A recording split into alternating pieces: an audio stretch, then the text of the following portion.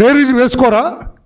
మహిళలపై అక్రమ కేసులు పెట్టి అర్ధరాత్రి వాళ్ళ ఇళ్లలో పోలీసులు వెళ్ళి దౌర్జన్యంగా బట్టలు మార్చుకుంటాను, ఐఎమ్ సారీ అండి చెప్పాలి, బట్ జగన్మోహన్ రెడ్డి గారు రేపు జైలుకి వెళ్తున్నారు కనుక ఆయనకు కూడా తెలియదు. ఒక మహిళ అండి, తెలుగుదేశం పార్టీ నాయకులు, అయ్యా నేను నైటీ మీద ఉన్నా, let me change my apparel, నా డ్రెస్ నన్ను చేంజ్ చేసుకోనివ్వండి అడిగితే కూడా ఒప్పుకోకుండా తీసుకొచ్చి ఆ మహిళను 50 రోజులు ఒక దొంగ కేసులో, తప్పుడు కేసులో, అక్రమ కేసులో పెట్టి మహిళను హింసించిన ఆ నాయకుడిని పరామర్శించడానికి వెళ్తారా జగన్మోహన్ రెడ్డి గారు? ఆలోచించరా మీరు?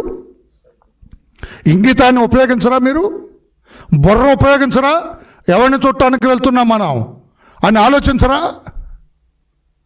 దొంగ కేసులు, మా పార్టీ ఆఫీస్ తగలబెట్టిన నీచుడు అతను, మా పార్టీ నాయకుల్ని కొట్టిన నికృష్టుడు అతను, మా కార్లు తగలబెట్టిన అసాంఘికవాది అతను, పైగా మా నాయకుల మీద అటెంప్ట్ మర్డర్ కేసులు. అప్పుడు పోలీసులు కూడా డ్రామా అన్నారు అక్కడ. అతను ఆ గన్నవరం ఆ సిఐ కొండలరావు గిండలు ఎవరెవరో రావులు ఉన్నారు కొంతమంది అక్కడ, చాలా దరిద్రంగా వ్యవహరించారు అక్కడ పోలీసులు కూడా.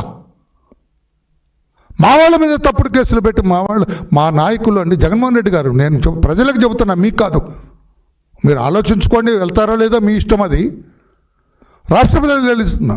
దొంగ కేసు పెడితే అండి మా నాయకులు నల్లమల అడవుల్లో దాదాపు 40-45 రోజులు తలదాచుకున్నారు. నల్లమల అడవుల్లో ఆ చెంచులు అక్కడ ఉండే ఆ జాతి వాళ్ళ మధ్యలో వీళ్ళు ఉన్నారండి. వాళ్ళు వండిన వంటలు తిన్నారు వీళ్ళు.